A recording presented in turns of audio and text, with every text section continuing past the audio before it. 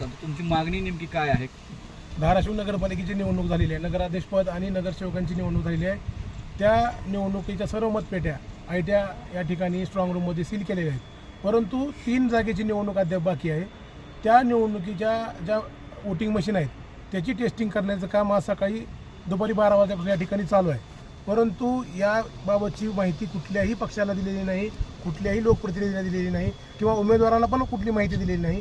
आज निवडणूक निर्णय अधिकारी ओंकार देशमुख यांना याबाबतीत फोन करून विचारणा करण्यात आली, परंतु त्यांनी पण सांगितलं की याबाबतीत आम्हाला माहिती नाही, तुम्हाला कळवलं असेल, परंतु त्यांनाही याबाबतीत कुठली माहिती नाही. म्हणजे सगळा अनागोंदी कारभार आहे, भोंगळ कारभार चालू आहे आणि 100% प्रत्येकाच्या मनामध्ये संशय येणार आहे की या ठिकाणी काहीतरी काळबेरं चालू आहे. कारण आपण बघता की या ठिकाणी प्रत्येक पक्षाचे उमेदवार जे निवडणूक लढलेली आहे ते या ठिकाणी व्हिजिट देतात, सील चेक करतात, परंतु या ठिकाणी मशीनचा वोटिंग केलेला आवाज येत आहे.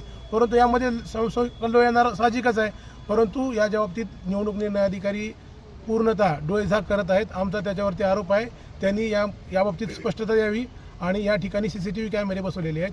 सध्या लाईट गेलेली आहे, त्याची स्क्रीन बंद आहे, परंतु ते म्हणतात ते आमची रेकॉर्डिंग चालू आहे. आम्ही या ठिकाणी ज्या दिवशी या ठिकाणी वोटिंग मशीन सील केल्यात त्या दिवसापासून ते आजपर्यंतच्या किंवा निवडणूक मतदान होईपर्यंतच्या पूर्ण CCTV फुटेजची आम्ही या ठिकाणी मागणी केली आहे.